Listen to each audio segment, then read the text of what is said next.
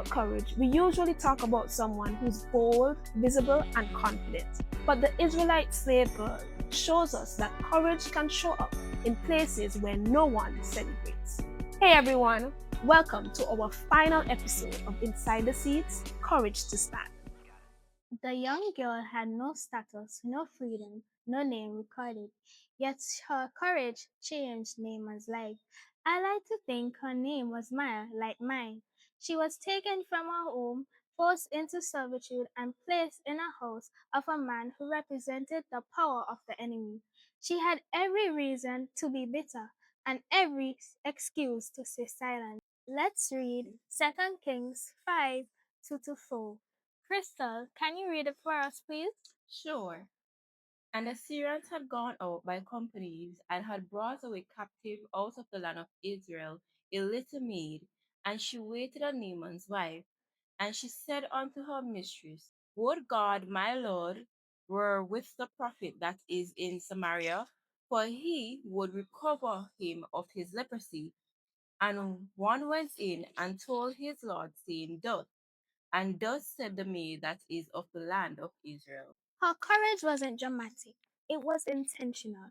She spoke about God in a place where God wasn't acknowledged. She spoke healing over a man who benefited from her captivity. That's wild. She helped someone who didn't help her. Exactly. That's what makes her courage so deep.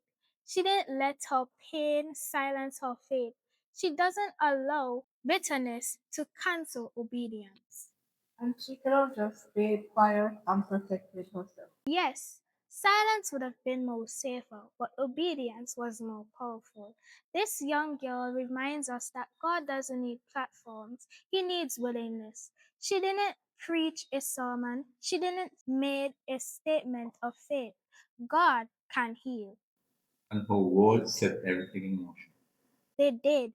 Her one sentence reached the king, led Haman to Elijah, and resulted in healing, not just physically but spiritually.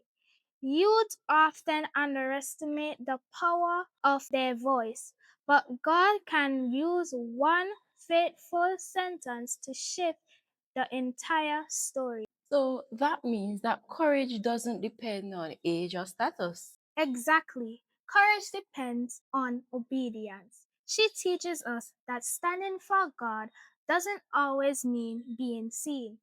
Sometimes it means being faithful where you are, even when life feels unfair.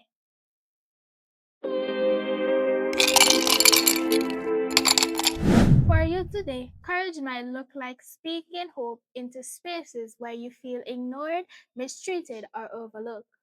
Classrooms, friend groups, even homes. God doesn't ask us to be powerful, He asks us to be faithful. Your voice matters even when your position feels small. From queens to shepherds, from prophets to servants, courage looks different, but obedience is the same and is recognized by God. Thank you for joining us for our devotional series, Inside the Seats, Courage to Stand. Over these 5 days, we've seen courage in different ways. Esther's bold obedience, David's trust in God, all of these things, the lesson is clear.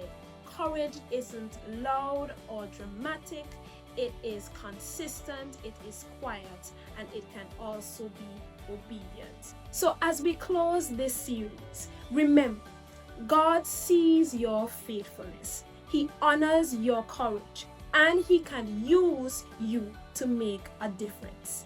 No matter your age, no matter your status, or how small you feel, keep standing, keep trusting, and keep living courageously. Thanks for being a part of Inside the Seats, Courage to Stand.